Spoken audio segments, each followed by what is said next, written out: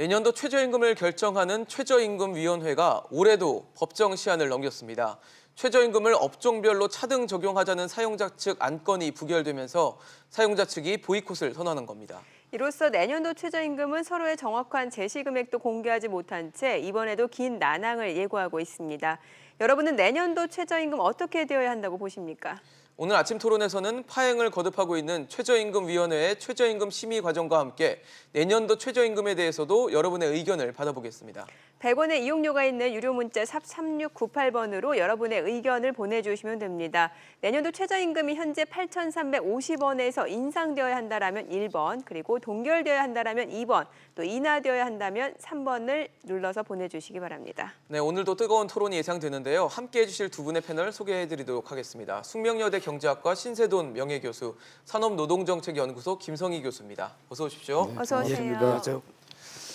네, 교수님 두 분께 여쭤보겠습니다. 매년 반복되다 보니까 그렇게 크게 이상한 건 아닌 것 같은데 올해도 최저임금 결정 법정 시한 또 넘겼습니다. 신 교수님 어떻게 보셨어요? 이미 아침 토론이 좀 상큼한 토론이 돼야 되는데 네. 계속 똑같은 이야기고 식상한 이야기고 그래서 근데 너무 중요하다 보니까 또 죄송하기도 한데 저희가 아이템 선정해서 죄송하긴 한데 어제 이제 그 사용자 측이 뛰쳐나가면서 문제가 됐던 게 6차 토론이더라고요. 네, 그 여섯 여태껏 번째입니다. 5번 더 있었다는 이야기죠. 그러면 이 지난 그 작년까지의 최저임금 토론에서 예. 결정 과정에서 어마어마한 문제가 있다고 해서 야당 법석을 떨어서 새로 공익위원을 선정을 해서 예. 이게 결성이 됐는데 그렇죠.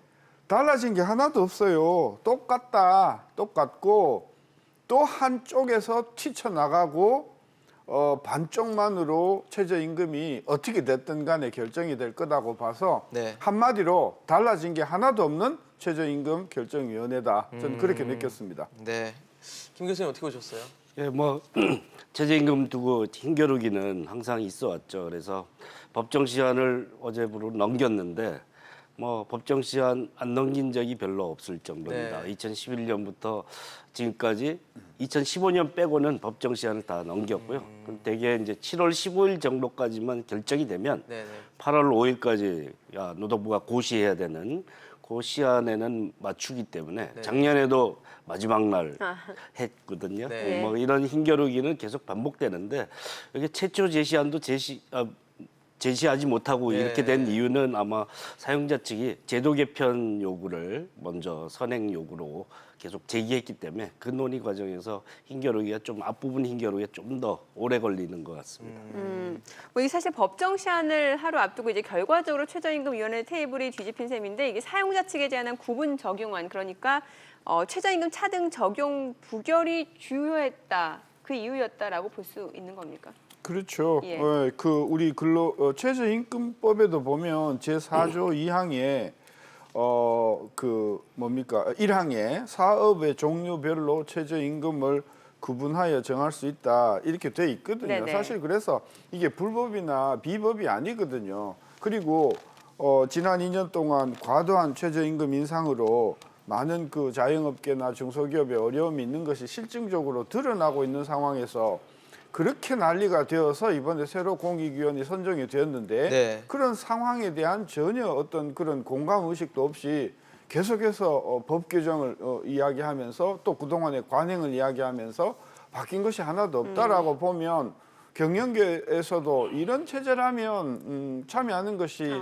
의미가 없다고 충분히 생각할 수 있어서 아까도 이야기했지만 좀 공익위원들이 좀 달라진 모습을 보여줘야 되는데 지난 6차 회의 동안 전혀 달라진 것이 없이 마치 정부의 견해를 대변하는 듯한 인상을 줬기 때문에 저는 이런 추세라면 또 많은 상처를 내고 정말 아름답게 최저임금이 결정되는 것이 아니라 정말 그 상처투성이의 최저임금이 결정이 될 것 같아서 네. 경영계 특히 그 자영업자로서는 희망을 점점 잃어가는 그런 상황이 진행되고 있다고 느끼는 겁니다. 네.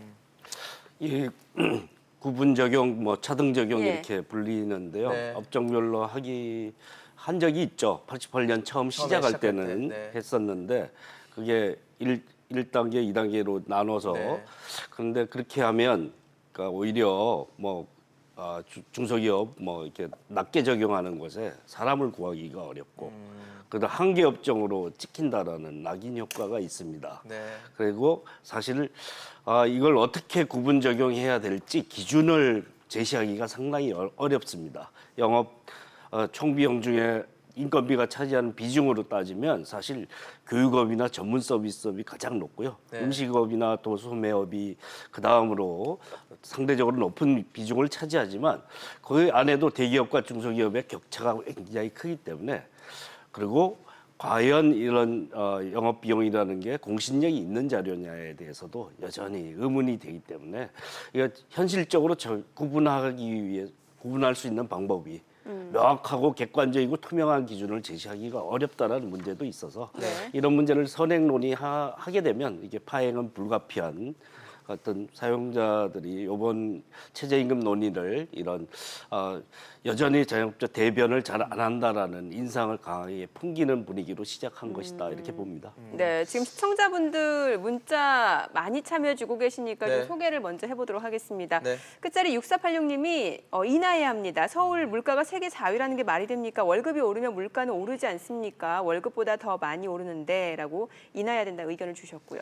네, 또 8680님은 인상해야 합니다. 1번이라고 문자를 주시면서 근로시간이 줄어서 실급여가 많이 줄었어요라고 얘기를 주셨습니다. 네, 또 끝자리 0694님 인하되어야 합니다. 오히려 인상됨으로 좋아진 건 하나도 없고 시장 경제가 오른 인건비보다 더 올라 먹고 살기 힘들어서 서민층, 작은 사업체 하는 이들은 도리어 일거리가 줄고 채용이 줄어들고 있습니다. 네, 또 3779님은 2번, 그러니까 동결을 해야 된다는 또 주장을 해주셨는데요. 경기 활성화를 해놓고 인상을 해야지 서민 경제, 자영업자 더 악화된다라고 문자를 주셨습니다. 네.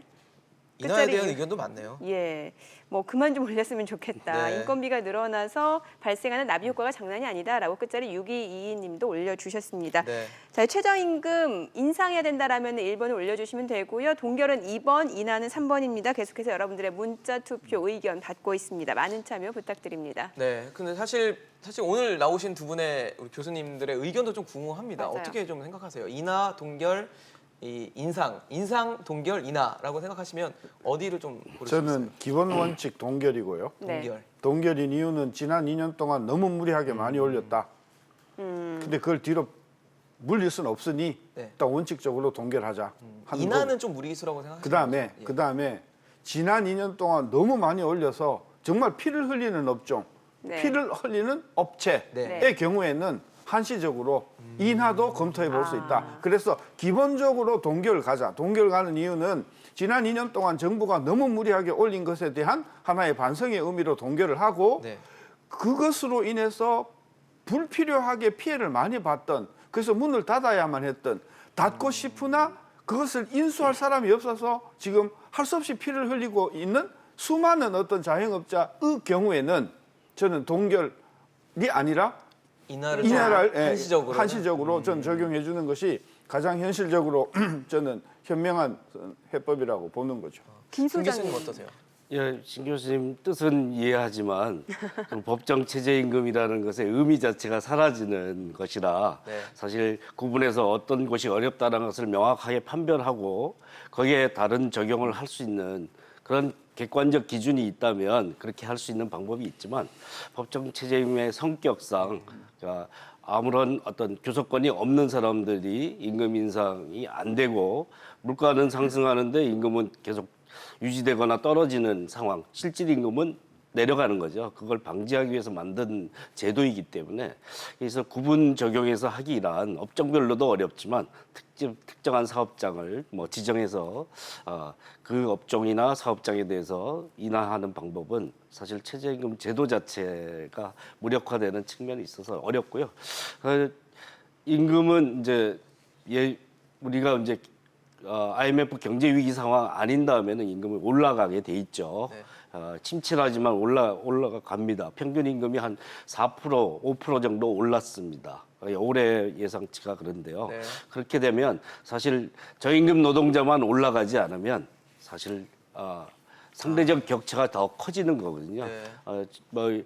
무리하게 많이 올렸다 이런 지적이 있지만 네. 최저임금을 매년 결정하는 과정에서 사실 저임금 노동자가 상대적으로 더 피해를 보는 상황이 되거나 이런 것은 안 되기 때문에 속도 조절에 대한 논의는 있지만 네. 임금이 내려가는 방법은 별로 없다. 네. 경제 성장하고 물가 상승하는 만큼의 임금을 올리는 것이 맞고, 사실은 획기적으로 올렸대지만 일부 노동자 노동 시간 단축으로 또 한편으로 산입 범위 확대로 제도적으로 이렇게 삭감된 측면도 분명히 있습니다. 네. 네. 그런 점도 감안해야 되기 때문에 근데 그 이제 김 교수님 말씀에 동의를 한편 하면서도 문제는 뭐냐면 아까 지난 2년 동안 과도하게 올림에 따라서 일자리를 잃어버린 사람들이 많단 말이에요. 네네. 그분들은 억울하게 아니 나는 급여 좀 안 올려도 좋아.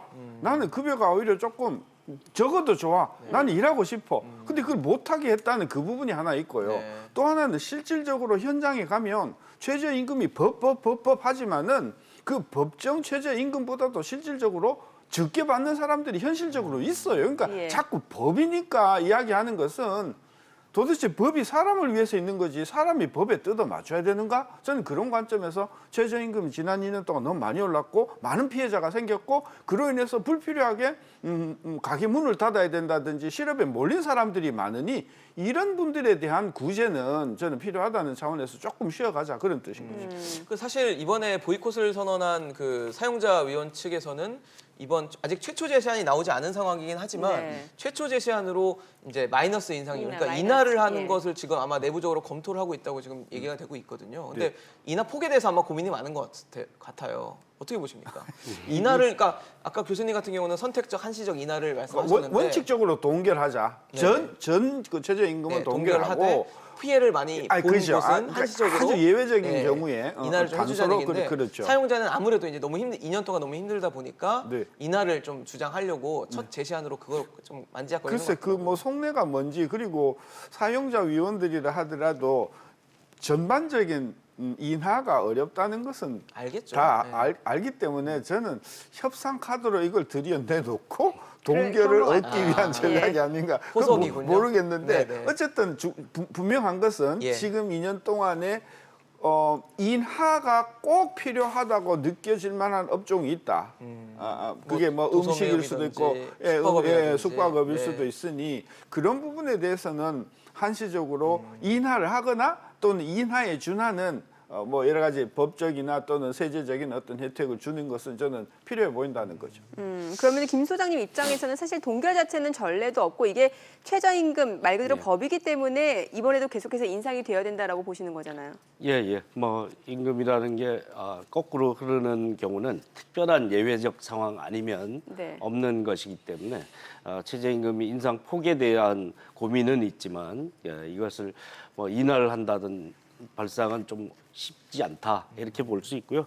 정말 어려운 업종이 있다고 하지만 그 업종 안에 사실은 굉장히 대형 업체도 있기 때문에 업종 구분으로 얘기하기도 어렵고 그 사업체를 특정하기도 어렵습니다. 뭐 일자리 안정자금 통해서 보완하겠다라고 했는데 사실 음식업이나 소상공인 업종이 여기에 혜택을 못 받는 이유가 제도화가 안 돼 있어서 그렇거든요. 4대 보험 적용이나 이런 시스템 안에 완전히 들어와 있지 않기 때문에 혜택이 안 되는데 제도적 지원책을 그런 어떤 현행 가지고 있는 그 사회보장 기제에서 벗어날 수 있는 방법으로 지원할 수 있는 방법은 없다라는 거고 이런 제도 안으로 흡수되는 과정과 이 최저임금의 인상의 속도의 폭을 상호 조정하는 그런 뭐 지혜가 좀 필요했었던 것이 사실이라고 할 수 있겠죠. 네, 지금 아직 계속 여러분들께서 저희 토론 진행되는 동안 많은 문자 또 보내주고 계신데요. 몇 가지 좀 소개해드리도록 하겠습니다. 3612님은 동결 2년간 과도하게 인상돼서 노동 분야가 경직된 상태가 아닌가 생각됩니다. 라고 문자를 주셨고요. 네, 끝자리 2032님도 좀 비슷한 의견이에요. 최저임금 상승으로 일자리가 없어지고 있습니다. 라고 올려주셨습니다. 네, 또 3762님은 경기 활성화가 최우선입니다. 지금은 자영업자가 문 닫고 싶은 데가 많습니다. 라면서 3번 인하 의견을 주시기도 했습니다. 네, 자 그리고 반면에 끝자리 9730님은 1번 인상이 돼야 된다라고 하면서 굉장히 길게 의견을 네. 써주셨어요. 저희가 지금 압축해서 보기는 쉽지 않은데 어찌됐건 인상 의견을 좀 올려주신 분이고요. 네, 또 8682님은 동결 한 번에 최저임금이 너무 많이 오르니까 식당도 음식값을 올리다가 또 버티다가 문 닫고 그런다라고 문자를 주셨습니다. 네, 자, 두 분의 의견도 저희가 좀 들어봤는데 결과적으로 두 분의 시각차가 곧 뭐 최저임금위원회 시각차 아니겠습니까? 자, 그래서 이 최저임금위원회 공익위원회 역할이 정말 중요한데, 자, 그렇다면은 공익위원들은 내년 최저임금을 얼마 정도로 제시할 거라고 보십니까? 저는 이번 그 처음에 그 공익위원 발표를 봤을 때는 중립적인가 조금 긍정적인 기대를 가지고 봤는데 네. 이번에 딱 나오는 거 보고 차등 적용은 아주 어렵다고 네. 딱딱 칼을 걷는 거 보고 지난번과 다를 게 하나도 없다. 그리고 이분들의 그 어떤 역량이 강력하게 자기 소신이나 또는 경제 전반을 이렇게 보는 분이 아니고 저는 굉장히 그 어떤 그 정부의 어떤 정책에 호응하는 분들이라고 봐서 결국은 지난번과 별로 다를 것이 없고 그래서 나오는 카드는 제가 모르긴 하지만 예. 한 뭐 두 자리 숫자는 어렵겠지만 두 자리 동결은 안 할 것 같고 그래서 아마 5% 내외에서 그냥 땅땅땅 망치치고 그 사용자 위원이 결석된 상태에서 한 5% 정도, 뭐 4.9% 네, 네, 뭐 네. 이 정도로 결정을 할 것 같고 그렇게 하면 진짜 자영업자들은 두 번이나 망치를 세게 맞았는데 이번에는 또 남은 작은 망치를 또 망치를 하나 맞는 받는다. 저는 네. 그런 차원에서 조금 어둡게 전망을 합니다. 네, 얼마로 예상되십니까? 예, 그 산입범위 확대로 한 5% 정도 평균적으로 임금이 떨어지는 효과가 있습니다. 네. 근데 문제는 이게 자영업자들한테는 도움이 안 된다라는 겁니다. 왜 상여금이나 복리후생비, 교통비, 중식비 같은 걸 지급하지 않는 게 그 업계 관행이기 때문에 네. 다른 비정규직 노동자들은 영향을 받아서 떨어지고 그쪽 업계에서는 이 인건비 절감 효과가 있지만 소상공인에게는 영향이 없다. 절감 효과가 없다라는 이런 제도를 정책을 구사할 때 함부로 이렇게 막 구사하다 보면 나중에 쓸 카드가 없어진다라는 고민이 있습니다. 그래서 최저임금 속도 조절을 어떻게 해야 되느냐에 대한 고민을 할 때 이 산입범위 확대라든지 제도 개편에 대한 논의를 같이 끌어 들어와서 논의했어야 되는 거고 정말 어려운 소상공인에게는 어떤 도움을 줘야 되느냐에 대한 고민을 해야 된다. 이런 측면이 있는데요. 그 보완책이라는 게 충분하지 않기 때문에 꽤 높은 수준의 인상률을 제시하기는 어려울 것이다 생각이 들고요. 네. 하면 이 속도로 임기에 10,000원이 되려면 6.1%입니다. 뭐 그걸 넘어서지는 않을 것 같고요. 임기 마지막까지 10,000원을 예, 그게 원래 다른 대선 후보 두 사람의 공약이었잖아요. 네, 네. 예, 그런데 그걸 하려면 6.1%인데 그다음에 노동자 평균 임금 인상률 5% 정도와 산입범위 차감 효과 이런 걸 감안해서 그 얼음에서 결정되지 않을까 이렇게 생각합니다. 네.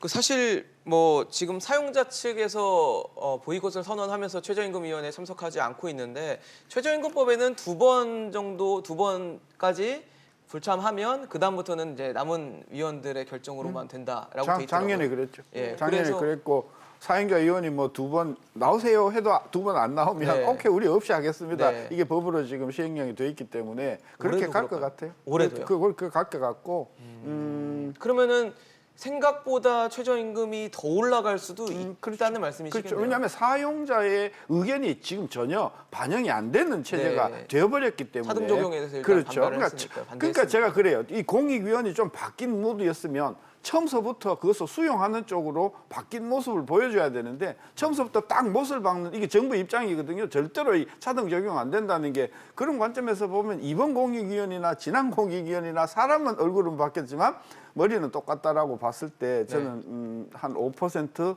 상당히 그 노동계 쪽에 어떤 기우는 쪽으로 결정이 될 것 같고 그렇게 되면 이제 또 경영계 특히 그 자영업계는 또 난리가 분할이, 나면서 네, 그렇겠네요. 이 서비스 산업의 어떤 붕괴가 가속화될 것 같다는 느낌이 있는 거죠. 김 네. 교수님도 예. 불참할 걸로 보시나요? 불참하면 페널티가 있습니다. 작년에 이제 페널티를 받았죠. 사용자 측 불참해서.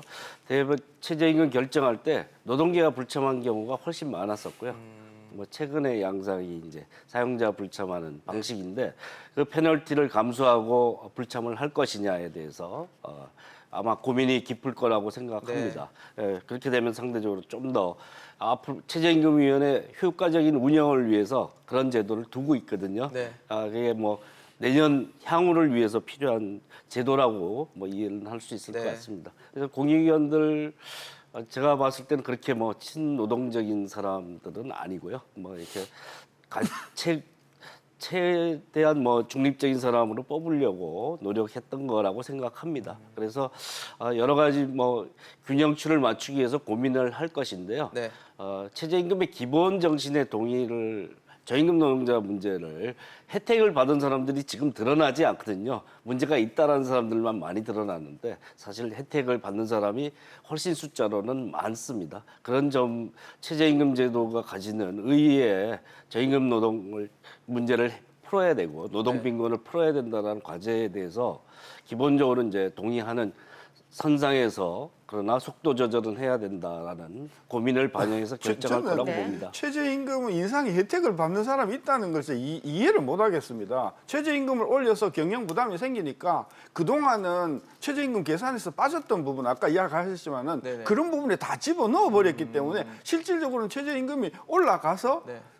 오히려 혜택이 늘지도 않았던 사람들이 다수이기 때문에 그리고 일자리가 없어진 사람들이 많기 때문에 전 최저임금이 올라가 가지고 혜택이 늘어난 사람들이 조용하고 있다라는데 전 최저임금의 혜택을 받은 사람들이 전 사실상 별로 없다고 봅니다. 네. 예. 자, 지금 시청자분들이 문자 많이 보내주고 계시니까 내용 좀 살펴볼게요. 네. 끝자리 0545님이 자, 임금 인상이 문제가 아니고 지금 경제가 최악입니다. 경제 파악부터 해야 됩니다. 인상 반대입니다라고 또 올려주셨습니다. 네, 또 3420님 3번 인하해야 된다. 소상공인 너무너무 힘듭니다라고 문자 주셨습니다. 네, 자 끝자리 1623님 경제가 너무 안 좋아서 인하해야 된다. 일자리도 늘어나고 자영업자도 살아날 것 같아요라고 올려주셨습니다. 네, 또 7108님은 2번 동결입니다. 인하한다고 음식값 내리지 않고 인상하면 취업, 알바 고용 더 줄어듭니다. 여태 너무 안 올렸으니 내년엔 동결로 갑시다. 네. 라고 문자 주셨습니다. 자, 그밖에 내용 또 보시게 되면은요. 9730님이 올려주셨는데요. 인상해야 된다라고 의견을 올려주셨습니다. 근데 워낙 많은 분들이 지금 의견을 올려주고 계셔서 저희가 네. 내용이 잘 파악은 되지 않습니다. 지금 또 다른 의견으로는 5054님은 최저임금보다는 주 52시간 근로시간도 조정이 됐으면 좋겠다라고 해서 다른 노동정책에 대한 의견도 주셨습니다. 네, 자 저희가 일단 오늘 문자 주신 부분 내용 결과를 좀 집계를 해봤습니다. 네. 내년도 최저임금 인상해야 된다라는 퍼센트는 24%, 그리고 동결은 30%, 그리고 인하해야 된다는 46%로 최종적으로 결과가 집계가 됐습니다. 네. 최저임금위원회가 이번 파행을 겪었기 때문에 다음 주에 이제 오늘 일정을 좀 논의해서 다음 주부터는 좀 다시 논의를 재개한다고 합니다. 아마 교수님들의 의견이 최저임금위원회 내부의 의견이라고 생각이 되는 만큼 이번 최저임금 결정이 어떻게 될지도 좀 지켜보도록 하겠습니다. 네. 지금까지 김성희 교수 또 신세돈 명誉교수였습니다. 고맙습니다. 네, 잘 고맙습니다. 들었습니다.